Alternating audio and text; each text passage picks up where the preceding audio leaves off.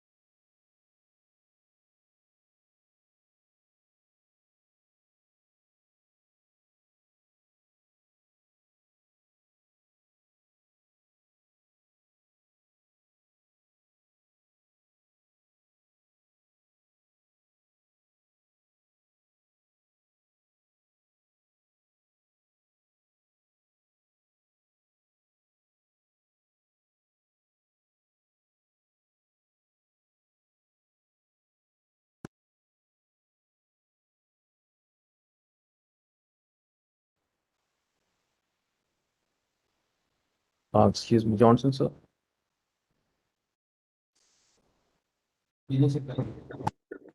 Assignment? Sir, has Father Benny joined us? I don't see him.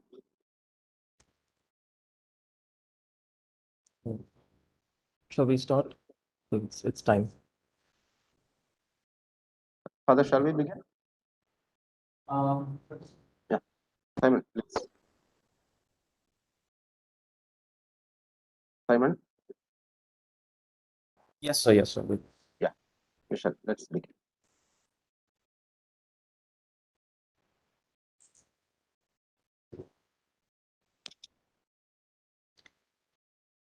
Good morning, everyone, and welcome to the digital space of Sacred Heart College, Thevra, for the 2021 edition of Chavara Excellence for Social Transformation lecture series.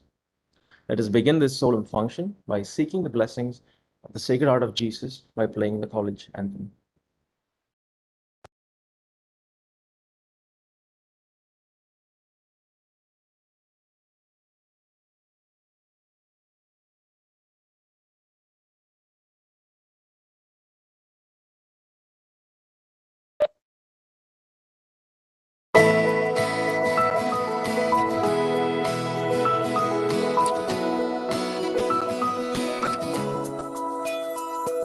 Stepping by the shimmering shores of time, musing on the timeless truth sublime. Seek aside a gleam on flaming wings. Sacred Heart, the soul enchanted sings.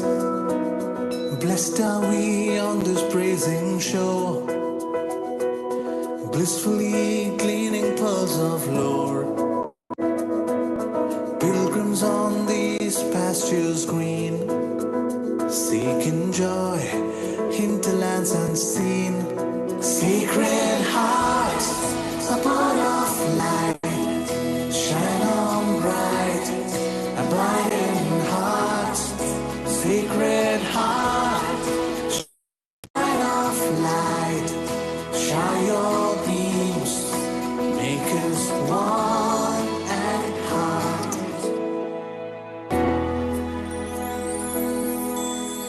Children of the heart, we join our hands to love, to learn, to grow together. Children of the heart, we join our souls to dare, to dream, to live for the other.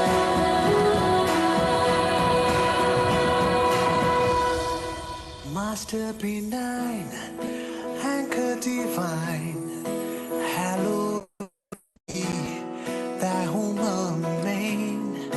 Grant us to bless, grant us love, all that proclaim thy grandeur and love.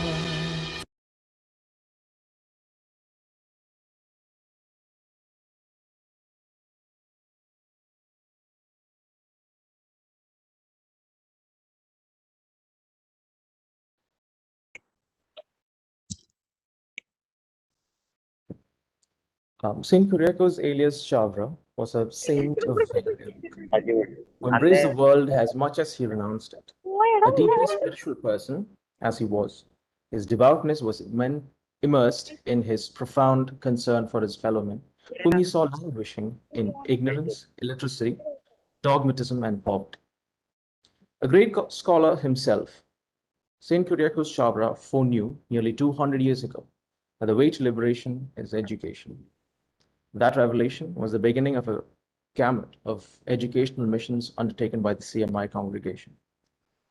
It is largely due to his radical steps to bring primary education to all the children of the state, irrespective of caste and creed, that we are able to pride ourselves in our literacy rate and the engaging democratic society that we are today. St. Kyriakos Chavara's powerful influence on education has paved the way to an enlightenment that has fueled many positive changes in our society. Needless to say, the Sacred Art College, Kochi, is an expression of that quest for social transformation. This series of lectures seek to renew our pledge of social commitment. It is an index of our relentless pursuit of truth and raising up our will to engage. In that spirit, we have with us online someone who is a linchpin in the social transformation of a more contemporary scenario. And to offer a formal welcome to her and the guests, may I now invite Reverend Dr. Jose John, Principal of the College, to welcome them to this program. Over to you, Father. Thank you. Our distinguished chief guest of the day, Srimati Aruna Roy, beloved Father Provincial, respected Father Manager, honorable members of the governing body, Management Council, and the Academic Council, invited dignitaries, members of press and electronic media, faculty members from other institutions, my dear colleagues, dear students, alumni, ladies and gentlemen, a warm good morning. It is really a pleasure and an honor for me to welcome you all to this Chavara Excellence for Social Transformation Lecture Series 2021. We are well aware that and have now accepted the never seen before menace of COVID-19, and even this virtual meet is a result of such a menace. Any societal transformation has a historical beginning and it gets spread over soon. Saint Kyriakos Elias Chavara was such a powerful catalyst who could trigger the social reformation and transformation of Kerala society in the 19th century. The legacy of Saint Chavara is still challenging every human person of the present time, and we, the Heartians, try to carry forward and fulfill the vision and mission of that great saint, namely social transformation through education. Ever since its beginning, Sacred Heart College tries to foster a transformative learning environment and a culture of excellence, enabling creation of knowledge and development of socially responsible, enterprising leaders, contributing significantly to national progress and humanity at large. It has always been a trendsetter, seeking after wisdom with a righteous heart. In this quest for transformative higher education that inspired us to have this Chavara Excellence Lecture every year by internationally and nationally accepted great personalities. And today, we are particularly honored and blessed with the presence of Srimati Aruna Roy as the key speaker. I cannot help referring to the powerful interventions she has made in transforming the Indian conscience of RTI and related laws. We are deeply obliged and greatly honored to have you, ma'am. With heartfelt gratitude, I extend a warm welcome to you, ma'am, to this August gathering. Reverend Father Benny Nalkara, our patron and provincial of Sacred Heart Province, Kochi, is here with us. Internationally read theologian, Father Benny is a born orator and original thinker. He has agreed to deliver his benevolent message for this wonderful day. Dear Father, hearty welcome. Our dear manager, Reverend Father Paulus Kidangan CMI, the president of today's gathering, is the motivating force for all the Heartians. With all love and reverence, let me welcome you, Father, to this gathering. Thank you. I am excited to see the huge number of participants joined for this Chavara lecture.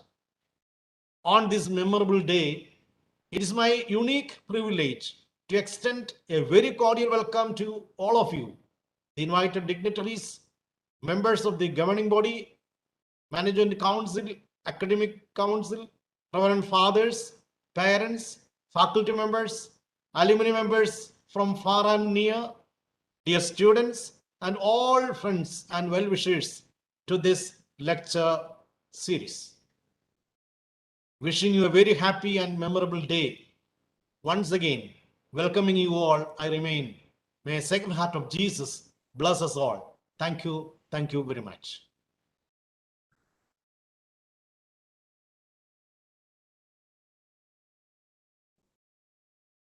Thank you, Father.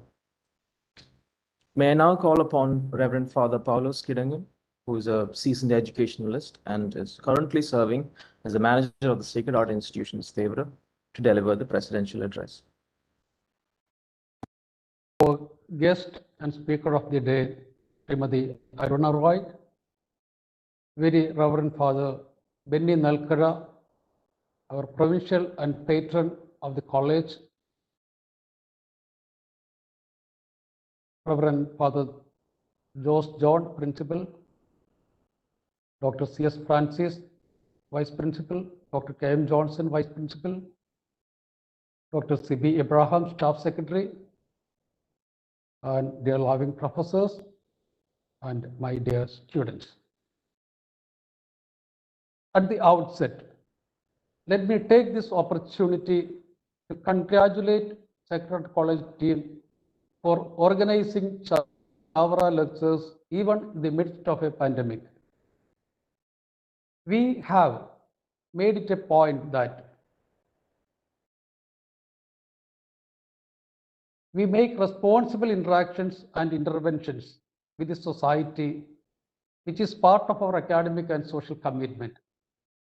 I'm so happy, especially with the presence of our provincial and patron of the college, Reverend Father Benny Nalkara, in the webinar. St. Kuriakos Elias Chavara gave prime importance to the dignity of human being and always considered it his responsibility to defend it whenever necessary. Saint Chavara was keen to initiate a movement which ensured education and thus opened possibilities for decent employment. The establishment of a charity home at a small village of Kainagiri in the state of Kerala distinctively emphasizes the concern of Saint Chavara toward the sick and suffering in society, where the uncharitable practices are predominant because of the caste system and its numerous norms. Saint Chavara's success in all his many undertakings undoubtedly originated from his spiritual vision. It led him to be an innovator of many socio-pastoral, cultural, educational, and social reforms. Saint Chavara worked hard to raise the status of his fellow beings and provide them better chances to progress through innovative initiatives and opening opportunities for everyone to flourish and progress. The words and deeds of Saint Chavara proclaim his great vision for the upliftment of the people in the society. Today, Kerala is holding the highest literacy rate in India, and people are enjoying equal status and the fruits of development. He was an ardent promoter of justice. In the family code which he gave to the parishioners of Kainagiri, he was laid several rules to safeguard the claims of the poor and the needy. For example, do not allow beggars to leave your house empty-handed. Do not fail to give as much as you can by way of charity. Never withhold just wages to the laborers or make undue delay in paying them, because it is an offense that cries out to God for justice. Do not insult the poor, neither wake them, because if God sees them weeping, he will surely wreak vengeance on you. With these words, let me conclude my speech. I'm sure this endeavor opens up our minds and hearts and infuses social commitment and academic interest in all of you and herald us in the path of righteousness and human dignity. Let Saint Chavara bless us all. Thank you.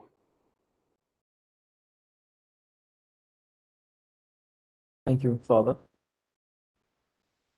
I now invite Reverend Father Benny Nalkara, Provincial of the Sacred Heart Province, to offer his felicitations.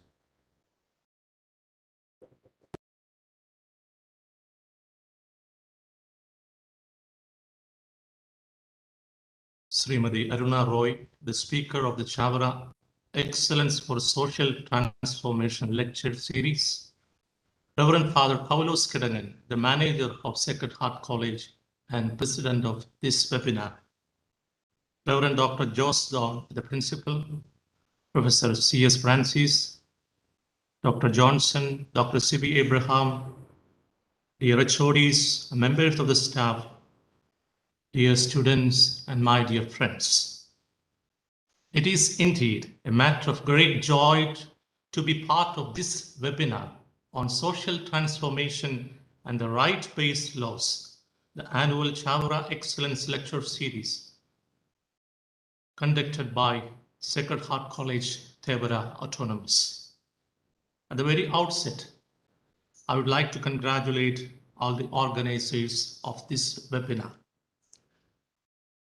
Saint Kyriakos Elias Chavara, the founder of CMI congregation, was a strong social prophet of the 19th century Kerala, which has undergone major transformations by various socio-religious reforms.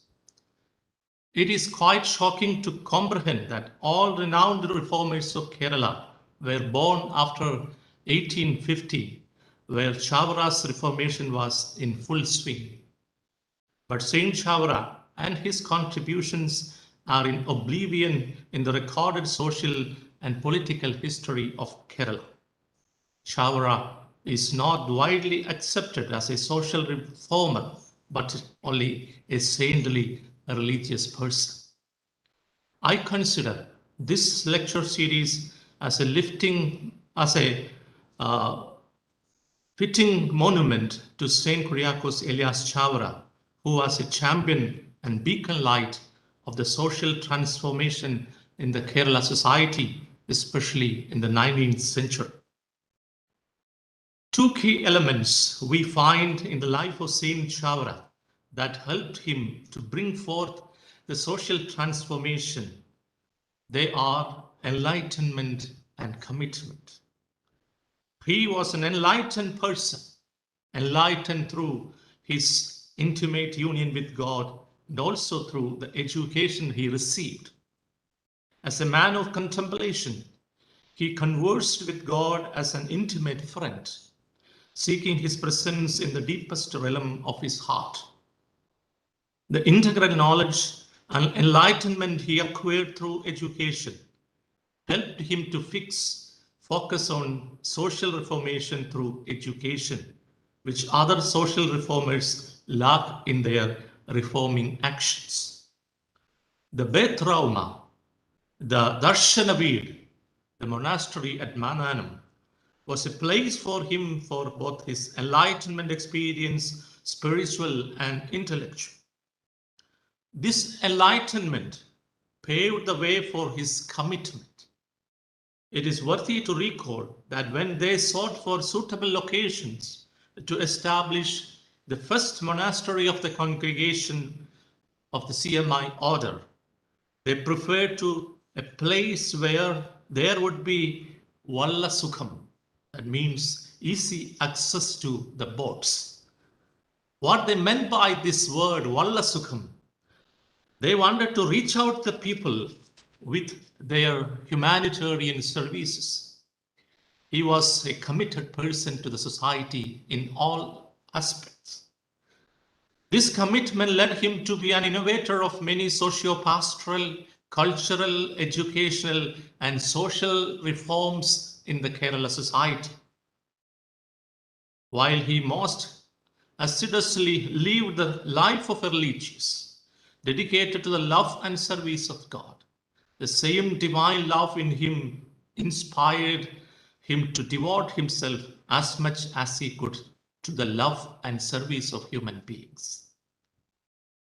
Social stratification of caste system has been prevalent in Indian society since times immemorial. Religious superstitions influenced people, and the impacts of caste system led to social inequality. Women, children, and people belonging to lower caste and outcast were included in the marginalized sector of society in the 19th century. The social situation of Kerala during the lifetime of Saint Chavara was deplorable due to the existence of caste-oriented and social unequal society. Education was the right of a small minority. It is against this backdrop of unjust rules and discrimination that the heroic efforts of Chavara becomes important and relevant. He firmly believed in the right to maintain the dignity of each and every individual, and upholding the same became the major priority of his services. As we understand, Saint Chavara had an inclusive and integral outlook regarding the worth of all human beings, and that gave prime importance to the dignity of human beings from his belief that all human beings are created in the image and likeness of God. The dignity of human beings, who is endowed with the body and soul, was the basis for all his social activities. With this ideology, he looked at the intellectual, corporal, social, and religious values of the person beyond the limits of caste, color, and creed. And there we find the beginning of real social transformation in the Kerala society. He represented the first glimmerings of the rise of social consciousness in Kerala before the advent of Sri Narayana Guru or Ayyankali. He was also a predecessor of the Gandhian ideology that service to God is through service of humanity. He was firmly aware of the need of doing justice in a society which is nourishing the practices of untouchability and uncessibility. His vision for the people of the society emerged from his ideology that spirituality and humanitarian services should form a synergy. And all social transformations that we find in the Kerala society of his times are coming out of this synergy. Father Manager has already mentioned about his letter to the parishioners of Kainagari, which is popularly known as Chavara, and is thrust of justice in that letter. Indeed, today we are going to hear more about this thrust on justice and human rights. Through the radical steps taken by Saint Chavara in the fields of educational reforms, literary contributions, and humanitarian or charity works, he really inaugurated the social transformation of Kerala society. Today, Saint Kyriakos Elias Chavara challenges and inspires us to continue this great legacy of social transformation in the society, especially when we are in the new normal way of living. For this, we too need that enlightenment and commitment. We need the renewal of our mind. We should not be conformed to the standards of this passing age.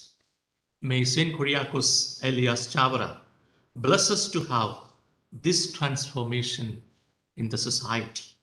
May today's lecture enlighten us for this transformation. Once again, I congratulate the organizers of this webinar and wish you all the best. Thank you very much. Thank you, Father. And before we move on to the lecture, let's get to know our speaker a little bit. I call upon Dr. C.S. Francis, Vice Principal of the East Campus, to introduce our chief guest and speaker. Over to you, sir. Thank you, Simon. Respected Manager, Reverend Paulus Kidan, Provincial Kadubedi Alcara, Principal of the College, Reverend Paulus Jones, esteemed colleagues and my dear friends. In her work, Women Today, Ritu Menon notes, as Srimati Aruna Roy saying, perhaps the lives are only stories in which we often only chroniclers. Sharing stories is exciting and full of learning. Perhaps that is the best way to introduce the keynote speaker of the 2021 edition of the Chavara Lecture for Social Transformation, Srimati Aruna Roy, whose life and career is a saga of epic proportion, which is hard to sum up except in the words of Mahatma Gandhi, that the best way to find yourself is to lose yourself in the service of others. Born in 1946, when the nation was in the throes of independence, Ms. Aruna Roy inherited in her genes Gandhian idealism that had filled the socio-political firmament of the nation, characterized by a commitment to public good and a spirit of sacrifice. Ms. Aruna Roy had her early education in Delhi, where her father was working as a civil servant, and later in Chennai, the native town of her parents. After graduating from Indraprastha College, Delhi in 1965, she joined the University of Delhi, from where she obtained her master's in English literature. Shortly after, she was selected to the Indian Administrative Service as one among the few women who qualify IAS that year. Her excitement about serving the masses as a public servant was but short-lived. It took only little time for her to realize that the Indian civil service was, after all, a vestige of the colonial dispensation, and that it had little contact with the majority of the Indian population, consisting of the poor living in the villages. Her disillusionment grew as she moved to Delhi to work with the inner circles of the power. She found the feudal trappings of the civil service posing obstacles to any meaningful exchange she wanted to see, any meaningful change she wanted to see, and was sickened by the aloofness of the bureaucracy, which shut all doors on the poor and the deprived. In spite of the many voices of dissuasion, she quit Indian administrative service in 1974 and joined the social work and research center set up by her husband, Sanjit Bankar Roy, who had given up his academic career to serve the poor and the deprived in the remote Rajasthan village, Tilonia. 9 years later, she left Tilonia, seeking a more authentic mode of social action. Thus, with two of her friends, she moved to Devadunguri, a barren village some 190 kilometers from Tilonia, with nothing in their hands. Living in a hut as one among the villagers, often half-starved, they immersed in the life of the village. Their mission was not to lead any change, but to act as catalysts in the struggle of the villagers for minimum wage, for human dignity, and to ensure livelihood. Their struggle was later evolved into a movement known as Mazdoor Kisan Shakti Sangama, MKSS, the Workers and Peasants Strength Union. Its initiators were aware of the pitfalls into which an NGO like this could fall, and hence they refused donations and sponsorships, despite their many needs. Moreover, they shaped it as an organization without any hierarchy or leadership. The Jan Sunwais, which the MKSS unleashed in the 1990s, was a landmark in the evolution of people's power in democratic India and a game changer for social action in the country. The grassroots movement for transparency in governance eventually bore fruit in the form of the Right to Information Act passed by the Indian Parliament in 2005. The role played by Ms. Aruna Roy in bringing about significant changes in the lives of the rural people and the politically powerless majority in India is duly acknowledged by the world through the many awards she has received, including the famous Ramon Magsaysay Award for Community Leadership and International Understanding. Ms. Roy is, however, self-effacing. To quote her, "It is a misconceived notion that social action is possible because of one individual. The unknown are indeed the ones who matter. They work without compensation of fame and even of recognition.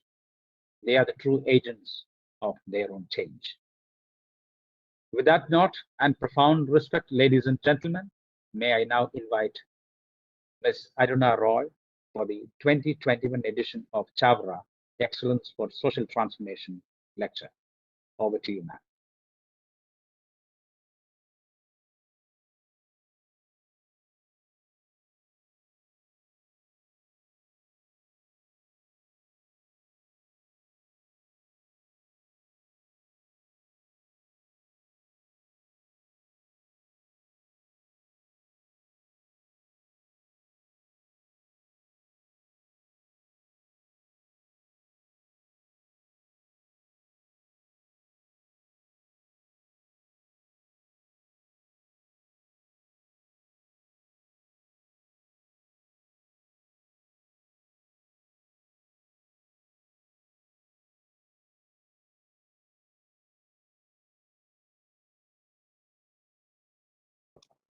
Hello, ma'am.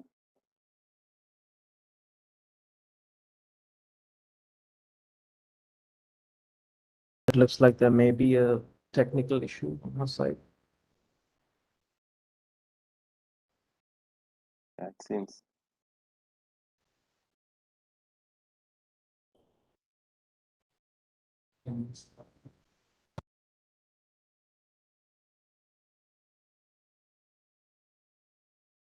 Can you hear me now?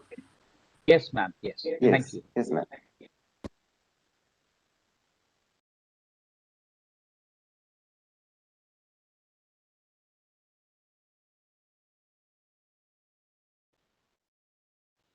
Excuse me, Ma'am, ma'am. you're not audible We've now. lost you again.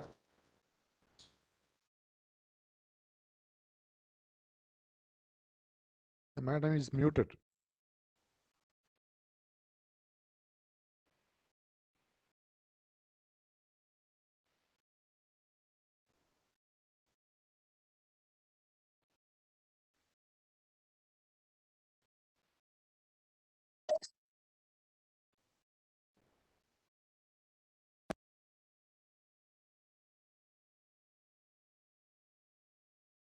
And could you please unmute? Yeah, I'm unmuting. Can you hear me now? Great, great. Now it's fine. Yeah, yes. I'm very sorry, but there seems to be this technology is new to me and I'm unable to operate it. I ask for forgiveness. Today, speaking to all of you on social transformation and the rights-based laws, I thank the Sacred Heart College. I thank Reverend Father Jose, the Father Provincial Principal of Sacred Heart College, and friends. It's a great honor to speak to all of you on issues that are so close to my heart and recognize the great work of my great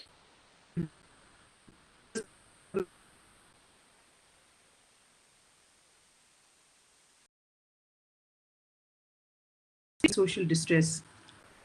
Saint Chavara worked with issues like education for the underprivileged children. Lower caste children, amongst many others, were denied access to literacy, to any kind of knowledge. Remembered so much for leveling the caste curve, particularly the temple entry issue, the case of female illiteracy, and many other social reform movements which are part of his legacy. There's a growing conviction that social transformation has to precede political understanding of democratic processes and values. Merely the granting of vote, as Dr. Ambedkar said, is certainly not enough. Thanks for introducing me to say I salute his contribution to lessening the stigma of caste on those who have been an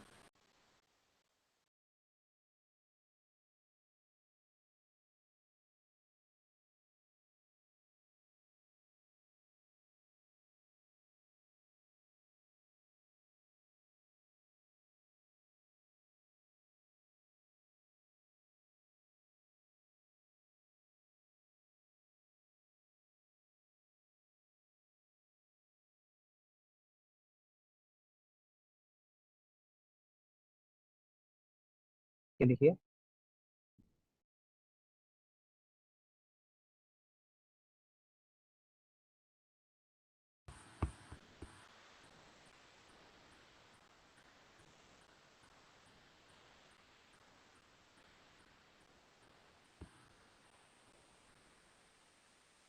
Excuse me, ma'am.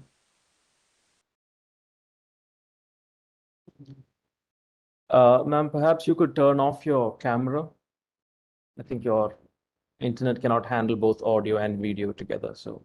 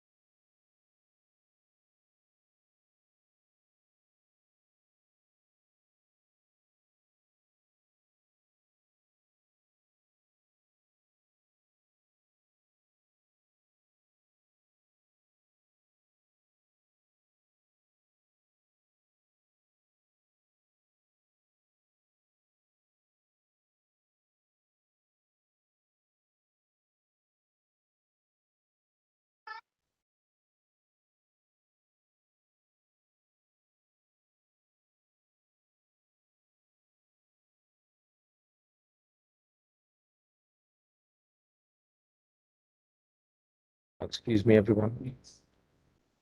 Please hold on for a minute. I think we have some technical issues.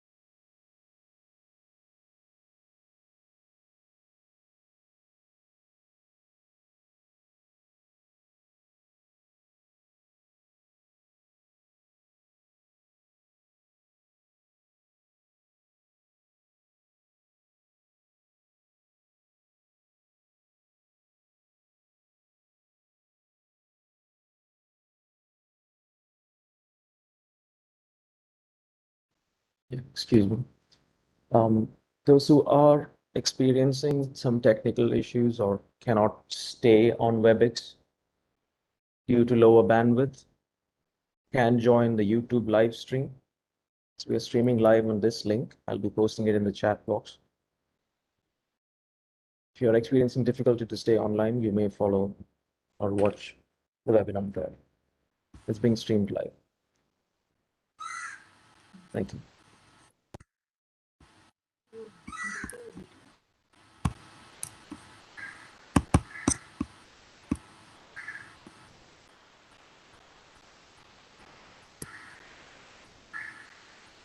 It's just as long as they were talking, I could hear it.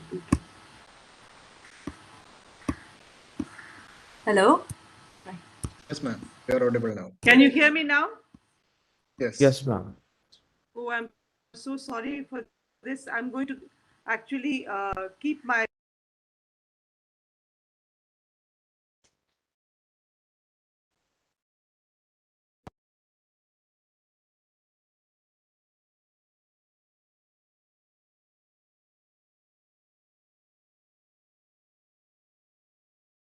Ma'am, I think we lost your audio again.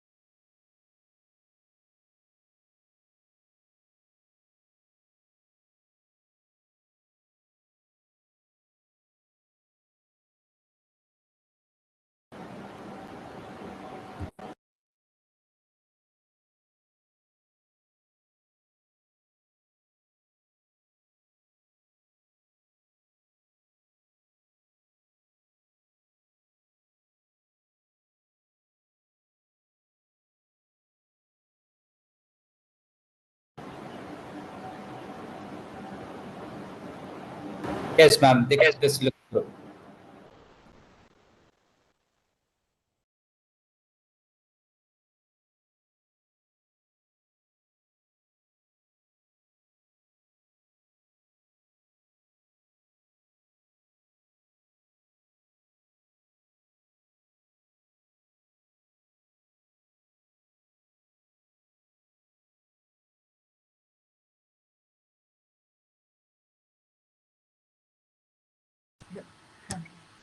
Hello, can you hear me? Yes, ma'am. I'm very sorry. Did you hear me at all? No, we lost you in between, ma'am. You lost me in between, so I had begun actually. So then I go on, I carry on. I am very honored to address you all today.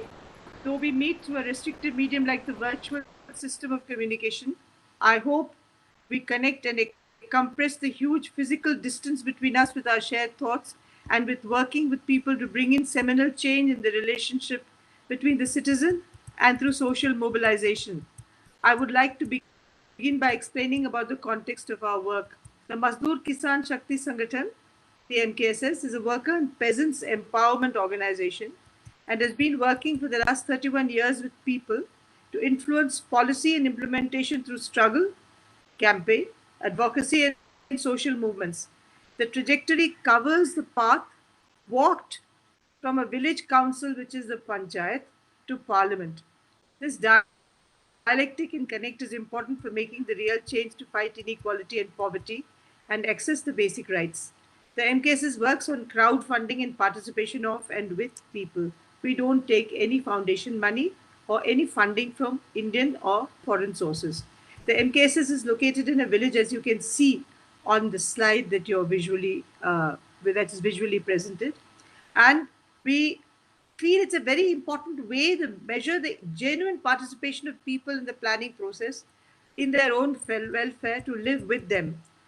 I have always felt, and so have all my colleagues, that we must feel the heat and the sweat on our skin to really understand what people go through so that we are motivated enough to seek real solutions to their problems.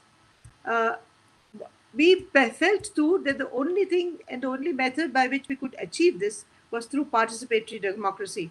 Much of the work we do is possible because we work within a democratic framework which guarantees equality, fraternity, liberty of thought, expression, and faith. But there are various forms of democracy the world over which have historical precedent based on the political history of their country. While some democracies floundered or failed, others inherited and established a political structure that absorbed various principles of social, political, and economic equality. These were often transferred into the concept of the welfare state. This is the context which created space for change with strong core principles of service to shift more power to the underprivileged in India, strengthened by the directive principles of state policy drafted by Dr. Ambedkar in the Constitution to provide a framework for action. The idea of Indian democracy, from the very beginning of its inception, promoted a welfare state that would work towards empowering the poorest and historically marginalized, and would attempt to close the gap between the disenfranchised and the elite classes. In the slide that you see here, you see statistics from the Oxfam report 2021. India's top 10% of the population holds 77% of its wealth. The wealth of Indian billionaires has increased by 35% during the lockdown period. Can you imagine it? When people were migrating from place to place, migrating back to their homes without food, without shelter, and with infection and disease, the richest in this country increased their wealth by 35%.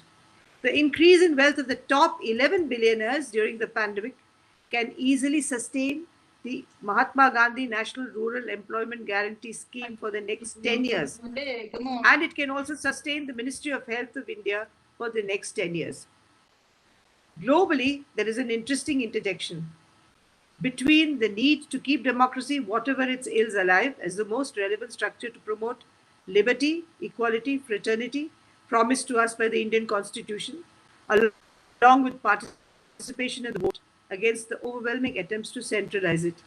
I don't know how many young people read George Orwell, but in my generation, we all read this seminal work called 1984, in which he projected that in 1984, the country would have a espionage system by which it would spy on its own people.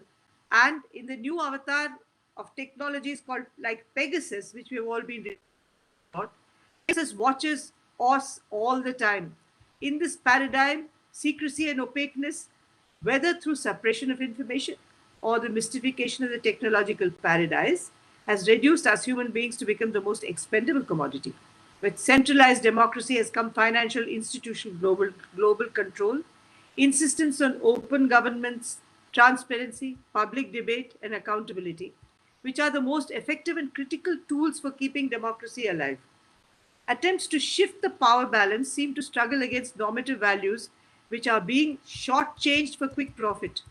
The media, which has largely withdrawn from its role as the fourth estate, has ceased to represent the case of the poor in the underbelly of denial of access to development.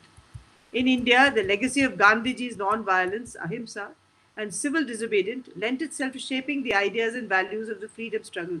The effectiveness of non-violent protest of what was seen as radical action in those days was self-evident in the result of India gained independence.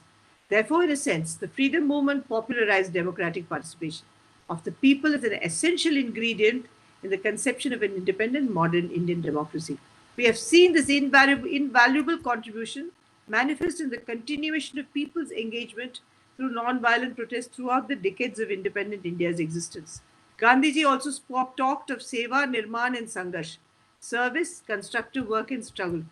Seva or charity would look at distribution, let's say for the hungry. To quote an old adage, give me a fish and I'll eat for a day to stave off hunger. This is the immediate response to the need and wants present in all societies. When the goal is social transformation, it's not charity. Social work has its relevance and context located in the framework of social welfare and democracy. A group that works with the methodologies of shifting such rights also looked at the specifics of transfer of welfare rights to the poor through implementation. This group, also of professionals, examines the individual predicament of those without privilege and enables them to critique delivery and implementation. These are people to whom we would say, teach them how to fish and they will eat every day. The schools of social work have, for the last 4 decades, looked more at this dialectic between the individual, the community, and the local government for a better life for the marginalized. People who work within this definition are called social workers. This is what Gandhi would have called nirman or constructive work. To continue with the fish metaphor, teach me how to fish and I'll eat for a lifetime. Social work is the seeking of economic and social justice within the existing framework of legal and other systems. But when the hunger is endemic, it requires structural changes and a demand for changing policy and the legal framework. It becomes a concern with participatory policymaking processes to redeem both welfare and democratic rights and move to the framework of social and economic rights guaranteed by democracy and its promise of equality.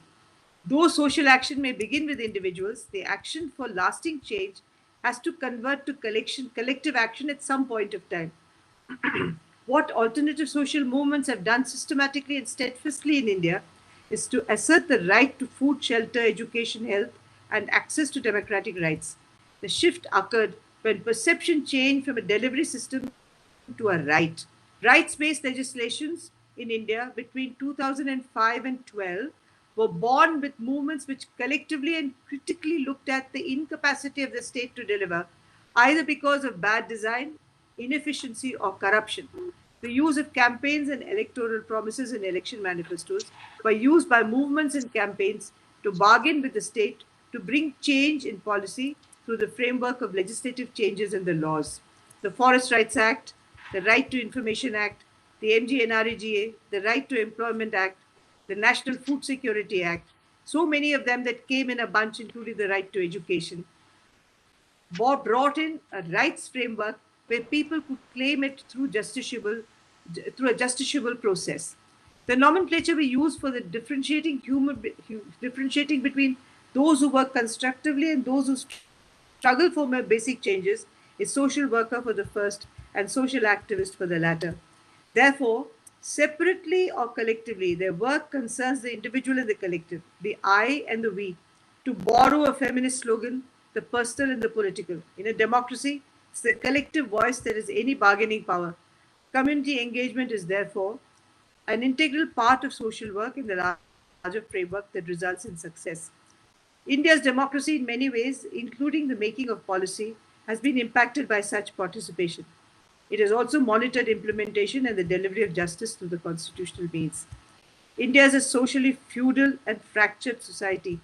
The intersections are manifold. It could be caste, class, political struggle for equality, justice, and delivery of basic dignity, as well as the service orientation of post-independence, which has in fact defined the concept of India's democracy.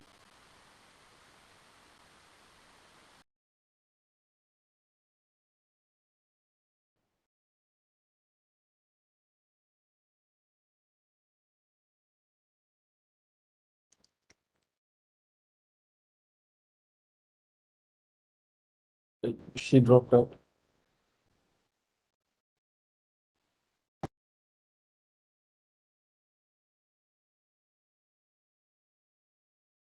Yes.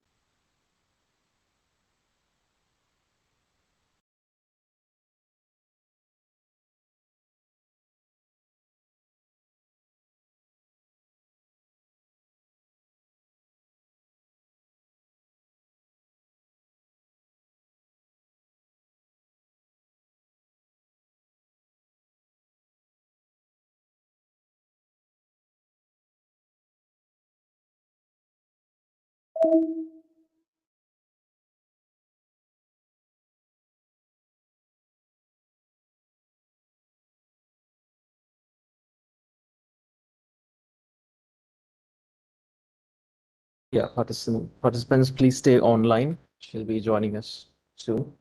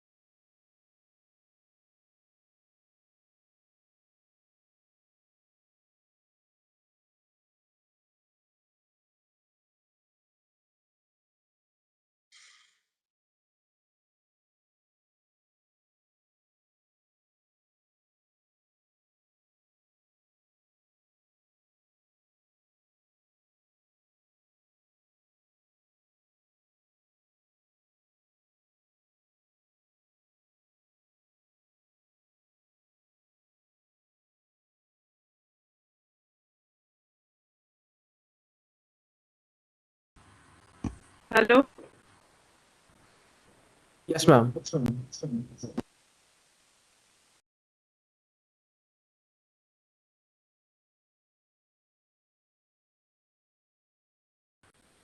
I'm exceedingly sorry. I don't know what, I think this WebEx is a problem.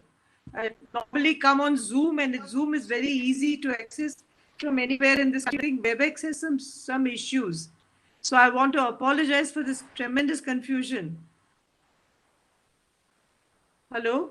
No, it's okay, ma'am. Yeah, that's okay, ma'am. Yes. We understand your Um, WebEx is a bit of a problem. Yes. how far have you heard me? So I'll just carry on from wherever I am. May I?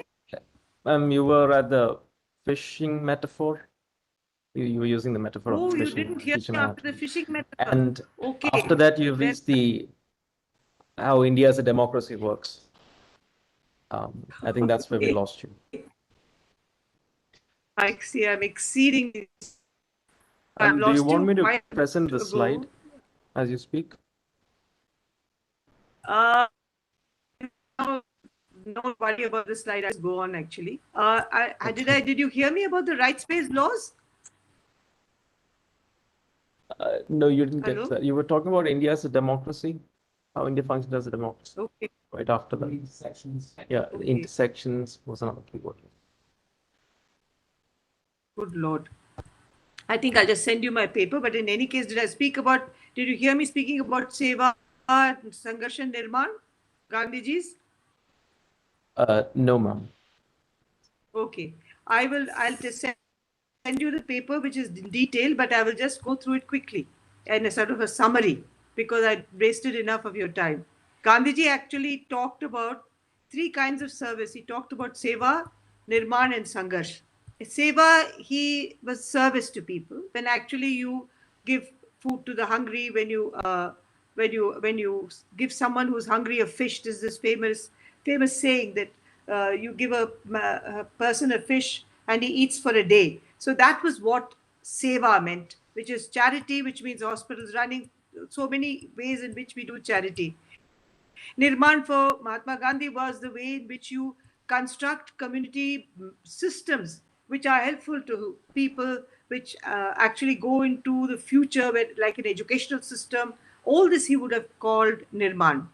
And finally, he talked about how Sangharsh or struggle was the one other way, the third way, in which one pitted the power centers, pitted against the power centers to get basic rights to the people. And in this process, he talked about how it is important to struggle to redeem both welfare and democratic rights and move from the framework for social and economic rights guaranteed by democracy to in its promise of equality. And that's where when the adage becomes that if you teach a person how to fish, he eats every day. So that was what your Nirman was. But in Sangharsh, you go further ahead and to teach the person how to make the pond itself and where to demand fishing rights. So you really go far beyond just eating a fish a day into learning about the business of fishing and to take fish to other heights.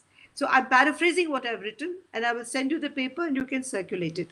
So when the whole perception of the state changed from that of a delivery system to that of a system which had to deliver rights based on the Indian Constitution, which guarantees me so many rights in the first chapter on fundamental rights, but also on for chapters that follow, including the one on state policy, which says that the state must deliver to minimize the difference in income. It must deliver to bridge the gap between the haves and the have-nots. So how does it happen? So in that, one of the important tools is policy making, and in terms of law making. So participatory democracy doesn't end with casting the vote. You have to exercise your right to take decisions, to take it with the people who govern you. And that's how the NGNREGA, the right to work and the right to information law and all got made. It was in this process of understanding politics in the community, that the citizens' participation in movements got defined by us. Initially, what we did was we actually went to RTI, just didn't come as in a blinding revelation. What happened was that we struggled for minimum wages, and when we struggled for minimum wages and we asked the government to show its records, it would not. And it said that they were secret documents.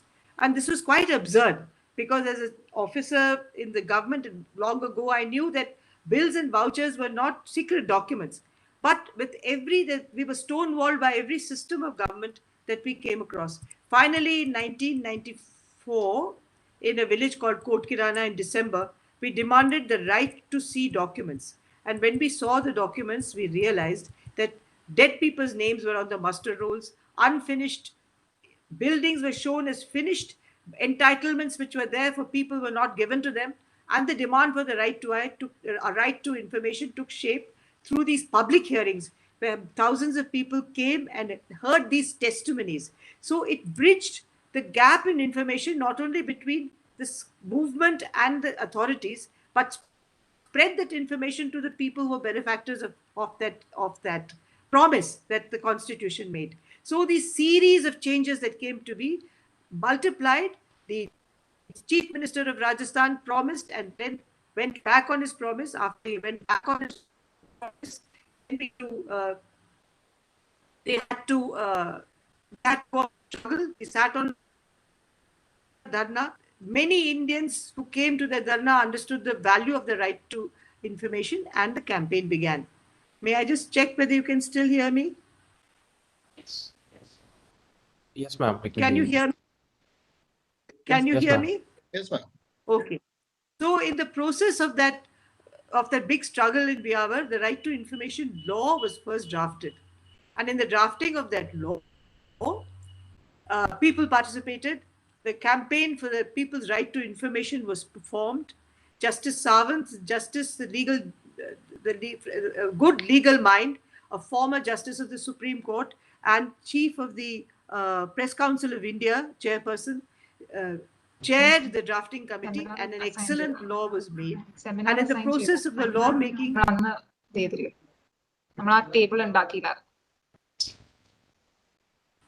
can you hear me? Yes, ma'am. ma'am. You're audible. Sorry. So in the making of the law, the process of social mobilization and the response of people to the law kept progressing in a dialectic in which the law was fed to the people and people's opinions were fed to the law making process. And finally, a draft law was made. And then after that, in a few years, the law went to all the state governments, all the government of India made a bad law, then it changed it. When we had the right to information campaign, pressed the government, the opposition parties, they won the election in 2004. They made the UPA government came to be. They brought out a paper called the National Common Minimum Program. They promised us the right to know. And when we pressed them, they set up a National Advisory Council to monitor the National Common Minimum Program. They made me and Jean Reyes and many others members. We took the right to information draft and we pushed it through to make a change to government policy. Similarly with the MG and REGA, because the sites in which we were fighting for the right to know And the right to know, I'm going to end with one small story. A friend of mine called Sushila, who's just passed her 4th class, went with us to Delhi. And when she went to Delhi, she was asked when we went to release the law, the draft bill, she was asked by a journalist as to whether she had how much she had studied. She said up to the 4th class. Then he said, what can you do? You've studied only up to the 4th. And how can you get a law like this passed? And she answered him saying that if I send my son with 10 rupees to the marketplace and he comes back, I ask for accounts. The government spends billions of rupees in my name. Shouldn't I ask for my accounts? Our money, our accounts. And it became translated into Hamara Paisa, Hamara Hisab. And in Malayalam, I don't know whether it is Number Panam, Number Kanak is Tamil, Amar Taka, Amar Hishab is Bangla. It got converted to all the languages. The millions of people who joined the movement later joined because they understood the connection between the right to know and the sovereignty that we exercise in democracy. And that brought in a huge change. But along with it, because we were working on work sites, we asked for the Mahatma Gandhi National Rural Employment Guarantee Act. We wanted 365 days of work. But actually, the National Common Minimum Program only promised us 100 days work. But we fought for it and we got it. And we've got enormous rights with the MGNREGA. It's a right to demand work. If we demand work, we have to get it within 15 days. If you don't get it within 15 days, there's a right to unemployment allowance. If they don't pay the unemployment allowance, you can claim your unemployment allowance with interest. You have the right to obtain work within 5 miles of the radius of where you live, right to work facilities, right to receive minimum wages prescribed within 15 days. Can you hear me? Can you hear me? Yes, ma'am. Okay, if you then don't get the wages within 15 days, then there is compensation and redress. It has benefited 140 million people, the NREGA, 100 million households. And today the expenditure is approximately $15 billion, which the government has to spend on us, which in its obligation, according to the Constitution and the chapter on fundamental rights and the directive principles of state policy, it has to bridge the gap between the rich and the poor. There is an extraordinary amount of change that it has brought in. The right to information law has actually changed the relationship of people to power. Actually, power has got to be decentralized in a democracy. Like everything else, democracy is about power management. It has to see how to decentralize power. But every government that comes to power wants to keep its impunity and doesn't want to share its power. The RTI was used as a concept and a tool to decentralize power and dismantle power. And it's been a very successful tool because it has enabled all these very simple people, a farmer in Kashmir who wanted to know why his chief minister had not come by road to his village, wanted to know how much he had spent on the helicopter, how much is the fuel cost. A poor person in a village in Rajasthan wanted to know why their ration was not given in time. They all become auditors. Like the CAG, they are auditors of the system. Like the member of parliament and the member of the legislative assembly, they are people who have a right to know what is being said. And in the asking of these questions of power, whether they are chief ministers or prime ministers, India's right to information law has established that it is a legal mechanistic tool, but which actually looks at changing power relationships in offices and in politics and in society. It is a practical tool. It's a simple tool. And it's the simplicity of the tool. And the simplicity of the tool was because people fashioned it. And the people who fashioned it knew it would have to be used by ordinary human beings, semi-literate, partially literate, maybe even illiterate, who knew that the information was important and could take the information out and get it read by others. It's this tool that changed the equation between the system and the people, changed between the individual, the community, and the electoral system.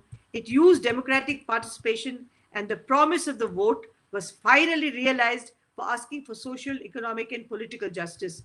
But even then, 100 of us have been killed for asking for the information because we have asked critical questions which have upset mafias. But nevertheless, the numbers of millions of people who ask for information keeps going. Governments have been engaged with, and the system of engaging with government to make sure that it worked to give us the rights-based legislations, worked to give the constitutional rights, has actually worked in making the government of Rajasthan deliver to us a great package in what is called the Jan Suchna portal, where 57 institutions of the government, ministries, departments of the government have complete information in real time on a website, and over 8 crore people have accessed that website to know what the information is, whether it is ration, whether it's a passport, whether it is a gas connection, whether it is electricity, whether it's a land record, and they have downloaded many of this information to take their rights further. Information, they say, is power, and therefore power is jealously guarded by the people who want to corner it. Dissemination of information is therefore the dissemination of power. The real question is, how much closer are we now to increasing inequality in society, and is there a dream of equity which we will ever achieve? I know that these are difficult times, and they are very difficult times because our right to freedom of expression has been encroached upon. We are really suffering in many ways because we can't even get, because of COVID in one way and because of the government and the system in another, we are unable to utilize or express our freedom of expression, to go and state what we think is wrong with the system. But nevertheless, with all these constraints, the right to information continue to whittle away. If the NREGA, for instance, had existed, all those people who went on migration back to their villages would never have been able to access any economic benefit during COVID. It was this one program that sustained the poor and the migratory population, millions of them, through many months. Social work, participatory democracy, and campaigns, all of them make huge contributions to a positive future by lessening injustice, popularizing ideas of equality, and a people-centric development. But I would say that the right to information has cleansed the glass so that we can at least peer through this transparent glass into the workings of this peculiar workings of a system which works for itself and doesn't work for its people. They say that Eduardo Galeano, a famous Spanish writer, wrote that he was asked, "Where is Utopia?" And he said, "Utopia lies at the horizon. When I draw nearer by 2 steps, it retreats 2 steps. If I proceed 10 steps forward, it swiftly slips 10 steps ahead. No matter how far I go, I can never reach it." So they asked him, what is then the purpose of Utopia? And he said, it is to make us walk. So all of us, like Father Chavara, Saint Chavara, have made us walk, and the essence of it is in the walking. So as we proceed towards a utopia that may recede from time to time, on the way to utopia, we achieve some benefits. If children in scheduled caste children in Kerala have gone to school for almost 100 years now, and if people can gain their right to information and know what is their right to food, to food security, to ration, to schooling, and to so many others, we've gone a few steps forward. Actually, as we proceed towards utopia, we must speak truth to power. And that, if we learn to do continually, one day there's some kind of heaven on earth can be roughly estimated and seen. Thank you very much. And I humbly apologize for the many mistakes in the transmission. And I will send you my written transcript, which you can then perhaps support with a completely truncated conversation that has been sent to you today from this village in Rajasthan. And thank you very much for having me. Thank you. Thank you, ma'am. Now the floor is open for interaction. If you have members of the audience, if you have any questions or clarifications that you require from Ms. Aruna, she is now open to take questions.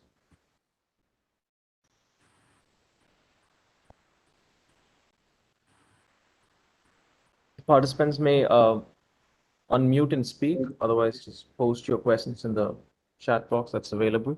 Or if you raise your hand, I'll call out your name and you may speak.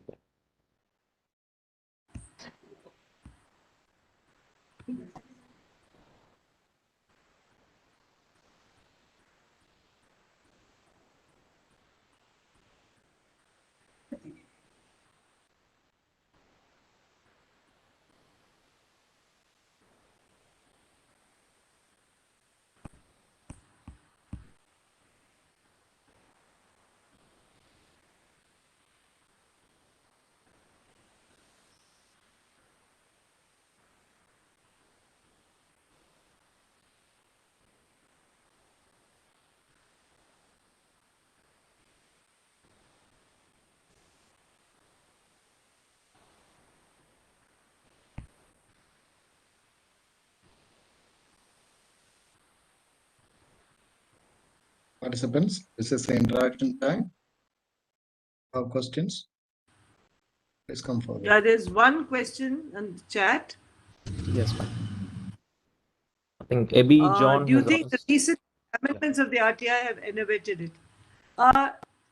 The thing is that this present government has not attacked the constitution directly, nor has it tried to amend the law through a legal process by which it has to go to parliament. What they have done is they've taken out an executive order to change the rules. But by changing the rules, what they have done is they've reduced the power of the commission.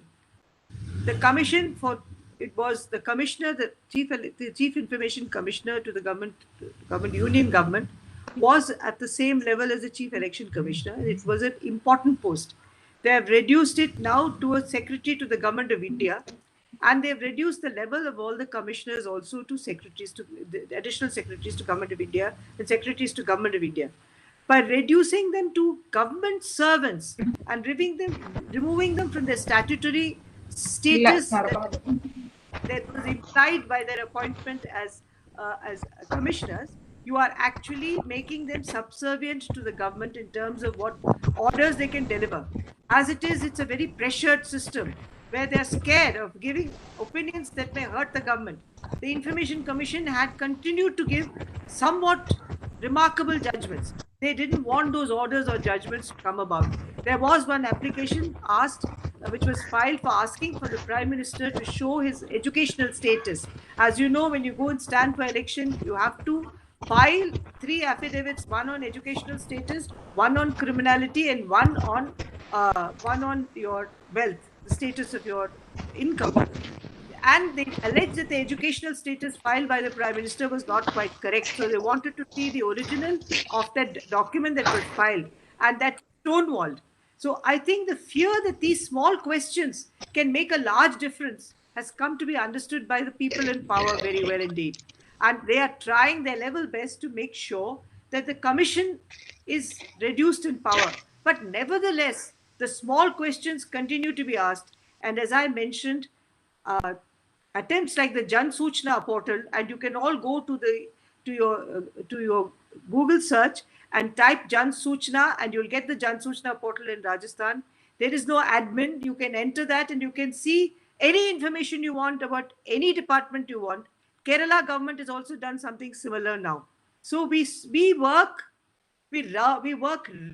round these amendments. We work under the amendments and below the amendments and above the amendments, because no matter how, it's a game of chess. If they move one item on the chessboard, we have to be ready to move another one. And then finally, let's see who's checkmated. But the struggle continues. So we are not going to sit down and say, because the rules are amended, no further action will take place. We will also struggle to get those things back. But for that, we need a mass movement. And though we are 80 lakh users in this country who use the right to information movement, the restrictions on public protest has really reduced our capacity to come on the road to protest, because the road is our parliament. The road is where we come together to talk to government and to those in power.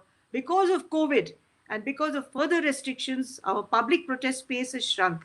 During the course of the last 4 years, Jantar Mantar, which used to be the nerve center in Delhi where we all went to protest, was lost to us. Because of an environmental ruling, this an environmental pollution, they stopped Jantar Mantar.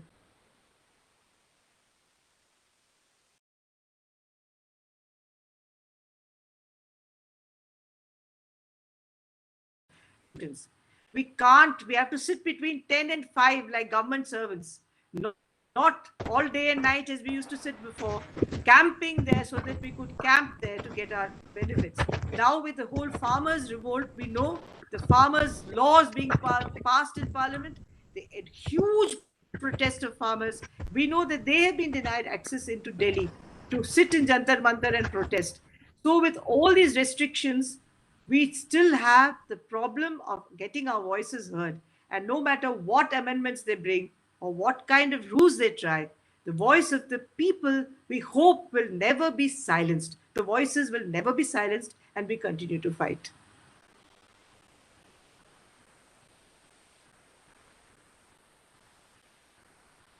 We have another question in the chat box Yes, from Hema. despite the many mechanisms available to claim citizens' rights, many are unaware of the provisions even today. How, according to you, can awareness be brought about? Actually, you know, there are two things. In the old-fashioned sense, we used to have a lot of talking. Talking was I'm Bengali by osmosis, so I can say that the Adda, which was so famous in Bengal, the talking of politics, the talking of rights, the talking about issues that mattered, used to be a part of the culture of India. But unfortunately, with the advent of technology, with the social media, and so many other issues now that come and occupy the attention of our youth and even the not so young anymore, the village chopal or the village platform where people exchange ideas is lost to us. So we are now looking at other ways in which we can communicate to people about what are the ways in which you can claim your rights and what are your rights. We have to work much harder. We have to work through the social media to use it as we deem fit for this instead of spreading gossip. But we also have to look at structured processes of sharing information and knowledge so that people understand how to protest, where to protest, and what issues to take up, and what are the restrictions.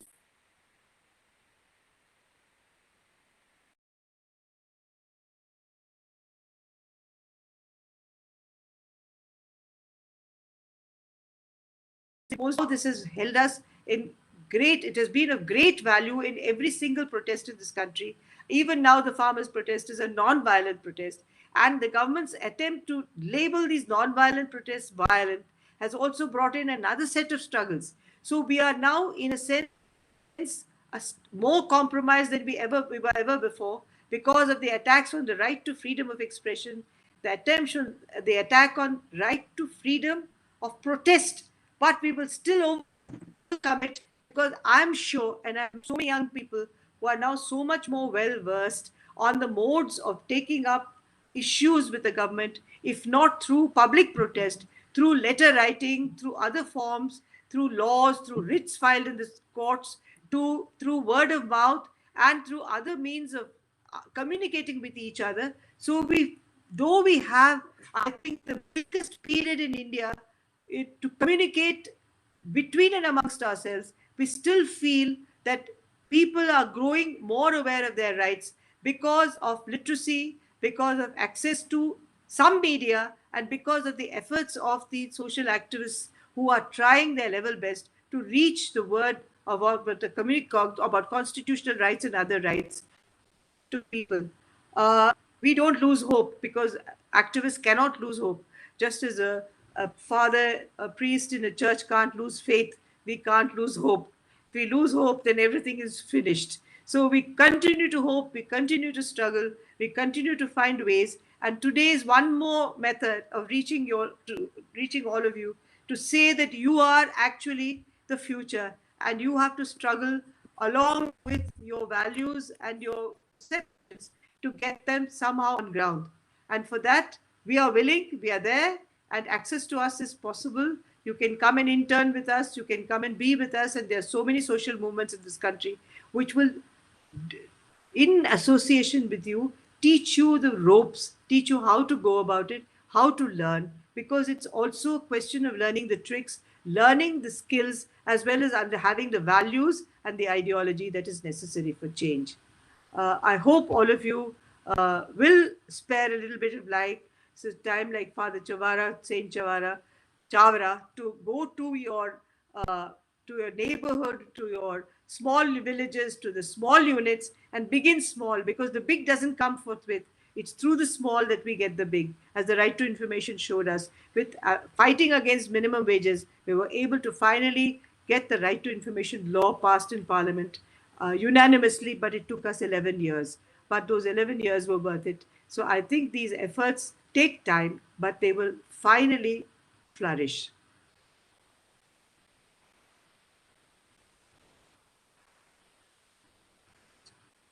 Do we have any more questions?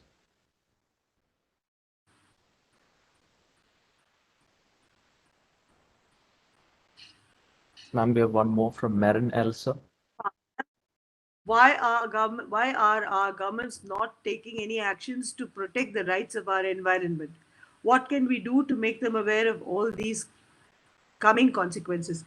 You see, actually, the environment and so-called progress or development have always been on two sides of the argument. Government has always been trying to sit in the center space of trying to make both the environmentalists take up the environment issue as well as look at what they call progress. But in recent years, the point of view has taken over our system. Governments are no longer just political governments, they're corporate governments. If you look at our electoral bonds, for instance, electoral bonds that have been floated by the government can be purchased and given to any party you choose to give it to. And these electoral bonds, you don't have to. So recently, the Prime Minister said even show what money had been received through the electoral bonds of the Prime Minister Care Funds to the Comptroller and Auditor General of India, which means everything is happening in secrecy. And he who pays controls. So if the people who are paying these political parties to win or lose their elections are the big corporates, they will control policy. So today the policies and laws that are being made or being set aside by Government of India are no longer decided by the voter. They are decided by these huge corporate interests. And the corporate interests are against, or they don't care for environment. I know there is a very interesting writer called Monbiot, I don't know how it's pronounced, who writes for the environment.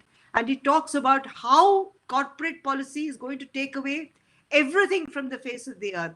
And for whom is this development or this progress taking place if there is no humankind on the planet?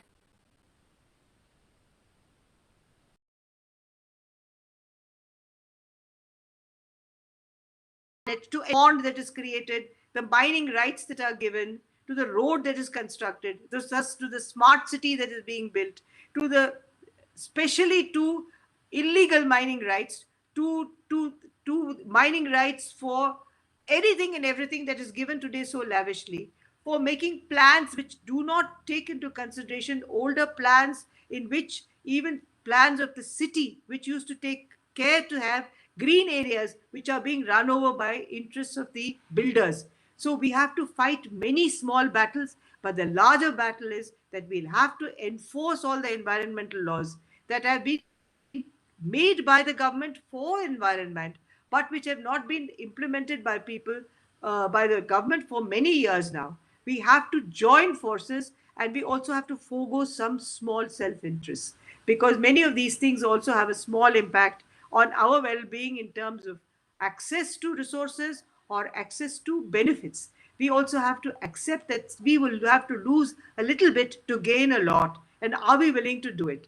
But I'm sure that if the environment debate is clearly enunciated to people, if you clearly see what the killing of the Amazon, for instance, is now going to do to the whole world, we will understand that it's an irreparable loss, because the Amazon forests have become forests over thousands and thousands and thousands and millions of years.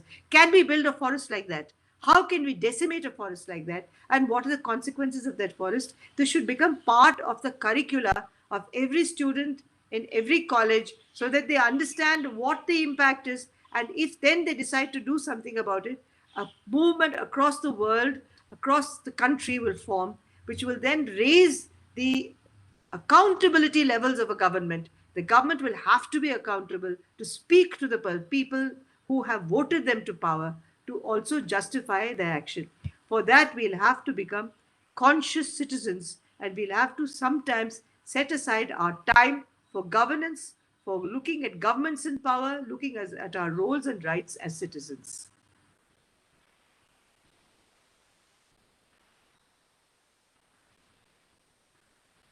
Right. Thank you, ma'am. I think we have one more question from Shruti S. In the personal question from Shruti, She says, ma'am, I was surprised to hear that your NGO It's doesn't regarding- take any donations. I volunteer for an NGO and I'm part of their functioning campaigns. It's a hard thing, bad thing to collect donations. People are willing and accounts are transparent. I wanted to say that we are a struggle based, we are not an NGO, in the strict sense. We call ourselves a non-party political organization. And Mahatma Gandhi said that when you fight for and you struggle for you against your own government and your own people, then you must be quite sure that you're not funded to fight that battle by people who have vested interests. So that's why we don't take money, because we are strugglers. So all our money is raised through fundraising. Even our accounts are transparent. You can ask for any information. We all draw minimum wages as salary, but we also pledge to transparency. There's nothing wrong in taking donations, provided those donations are taken above board, white donations to by cross-check over bank transfers, and there's transparency of that money. No, there's nothing wrong at all. But it's a kind of working where you take that kind of money, the person who funds your project decides your priorities. Whereas if you are funded and crowdfunded by the people, people decide your priorities. So I cannot say to my people, I got money from a project,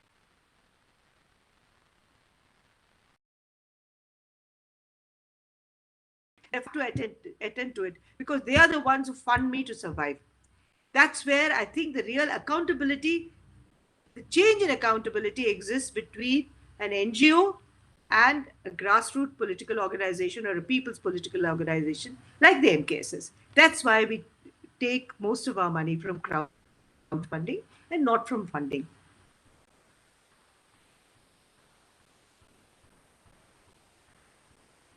Thank you, Ma'am, ma'am. the health of any democracy depends on a healthy public sphere. However, I believe that the Indian public sphere is in a process of re-feudalization. It is also divided on the basis of religion, caste, and politics. What do you think is the means by which we can create a robust public sphere and public debate?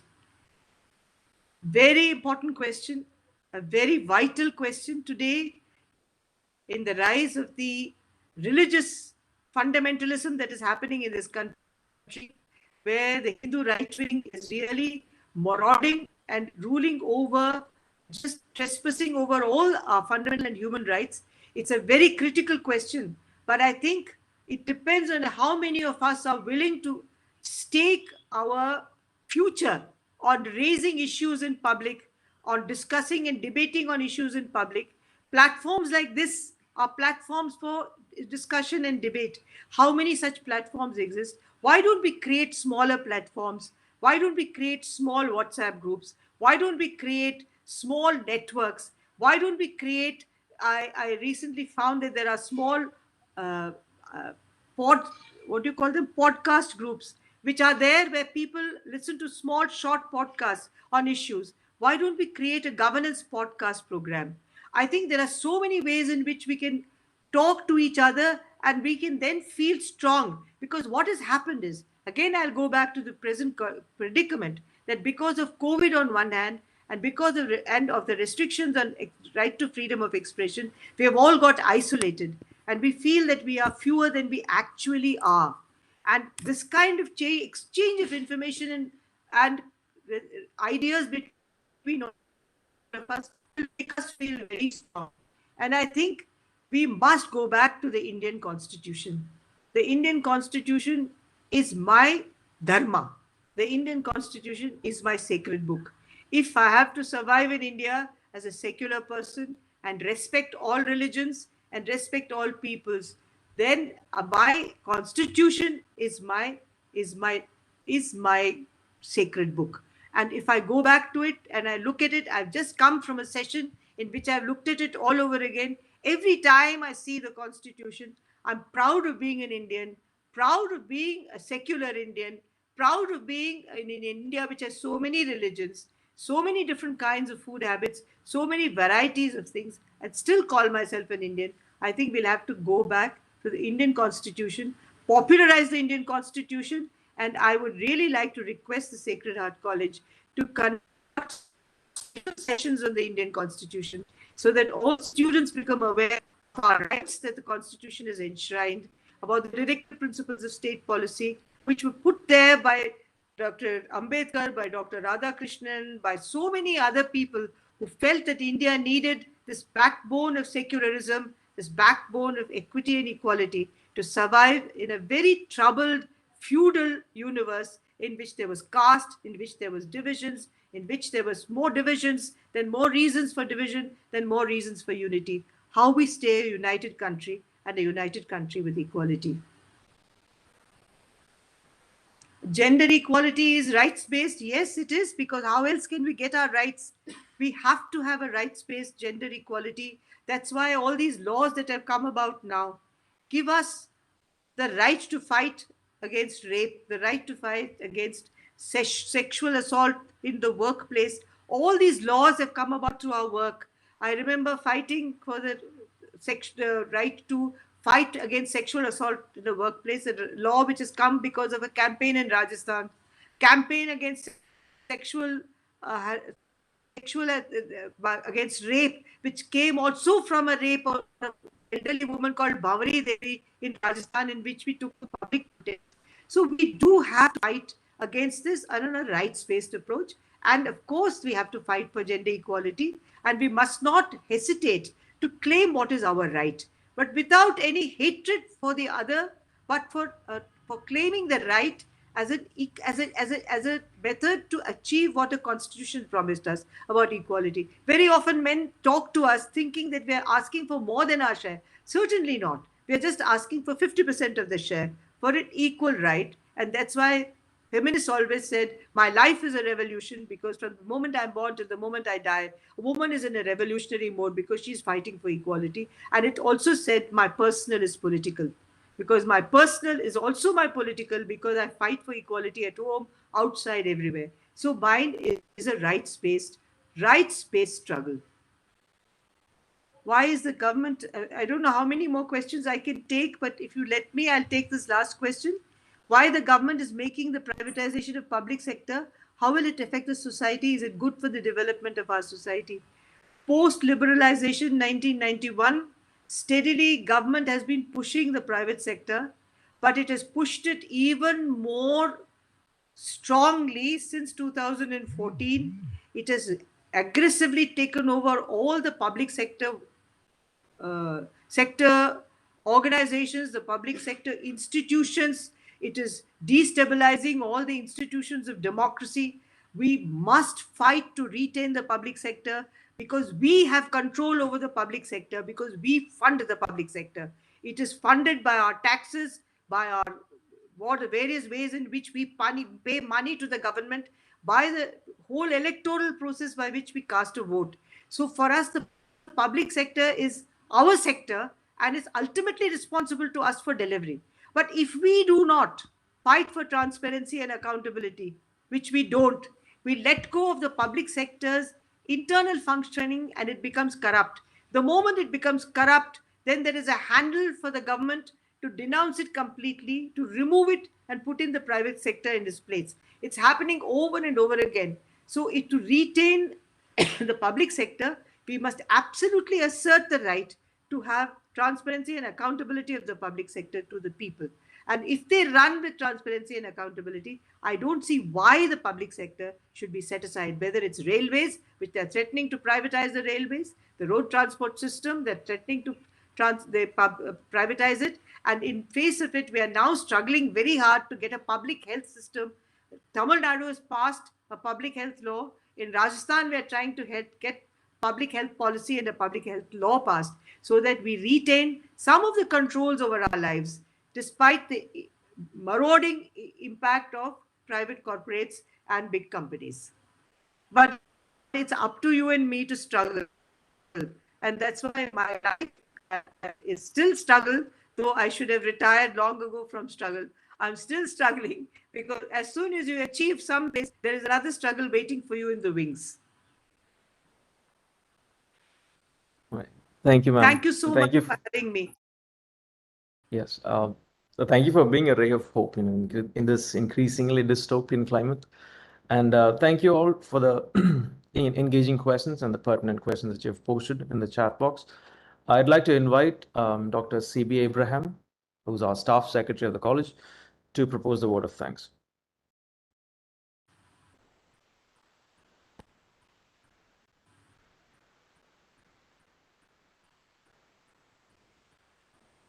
Good afternoon, you all.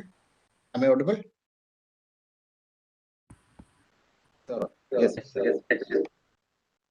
A warm and cherished acknowledgement for the presence of our CMI fraternity, our erudite chief guest, Aruna Roy, the teaching and non-teaching community, parents, students, and all well-wishers. Let me offer a brief but honest and warm note of gratitude to all of you. Chavara Excellence for Social Transformation Lecture Series has once again proved to be one of the yearly insignia of Sacred Heart College, with the partaking of eminent personalities. Let us rethink, rework, and recognize to execute the ennobling visions and ideals proposed by the Saint Kyriakos Elias Chavara. He thought ahead of his times for the posterity. He was indeed a prophet in molding the CMI vision and mission of education. Let me proceed with the task conferred upon me. I would like to thank profusely the president of the meeting, Reverend Father Paulus Kidangan CMI, manager of Sacred Heart Institutions, Tevra, for gracing this occasion amid his busy schedules. Thank you, Father. I am prudent enough to announce the pride I possess right now on sharing a day embellished with the deep thoughts offered by an erudite personality like Srimati Aruna Roy. Even though we met with some technical glitches, I'm sure that all of us are truly enriched with imposing insights and lofty ideas put forth by her throughout her address. On behalf of the management and staff of Sacred Heart College, Tevra, my sincere words of thanks and gratitude are hereby accorded to Srimati Aruna Roy for her vibrant presence and perception. I convey a big apologize. note of... Yes, ma'am. Sorry, please go on. Please go Shall on. I continue? Shall I continue? Yes, please continue. Thank you, ma'am. Thank you very much. I convey a big note of thanks to the Provincial of SH Province, Reverend Father Benny Nalkara CMI, for his unconditional support, felicitations, and blessings. I'm extremely thankful to our principal, Reverend Dr. Jose John, for his support, encouragement, and our guidance. I would like to extend a word of thanks to Dr. C.S. Francis, Vice Principal, who introduced our keynote speaker. I thank all the invited guests and all other stakeholders, including former Principal Reverend Dr. Pichant Palakapalli, our Vice Principals Dr. Sibi Matthew and Dr. K.M. Johnson, all other faculty members, PTA members, and non-teaching staff for their direct involvement and untiring efforts for the success of the program. Our students are the integral part of our entire programs we undertake. They were good listeners throughout this online session, and some of them came up with active interactions with our honorable guest. Thank you all for joining the event. I want to apologize once again profusely for the inadequacies of the internet and for the way in which I'm in a village in Rajasthan. And as in all villages, the internet has given problems. But WebEx has also been a new system for me. I've been only used to Zoom, but I crave your indulgence and I will send you a copy of this presentation, which you may use as you wish, because it was extremely truncated. I didn't know how much of what I said you heard. I don't know where I stopped, because when I came to know that the conversation had ceased to be audible, I'd gone far ahead and I really was in an extremely confused state of mind. So I would like to thank all of you for bearing with me and listening to me and waiting patiently for me to come back. And I promise you, I will send you the written script within the week. Thank you very much indeed. Greetings from every one of us to all of you, and more Godspeed to all of you. Thank you. All right, ma'am. We are grateful to you. Thank you, ma'am. Thank you for your words. The problem partly was with the WebEx platform. We understand that. Yes. Okay, I'll wind up soon. With utmost goodwill and gratitude, I thank each and every person attending this online lecture series for enriching these hours with zest and zeal to sustain the spirit of heart and community in the most fulfilling manner. Thank you all. Thank you, sir. This video of the lecture and the paper will be made available in the website. So those who may wish to download it and keep it for yourself, you may find it in the website. Also on our YouTube channel. Thank you, ma'am, for being patient. Yes, yeah.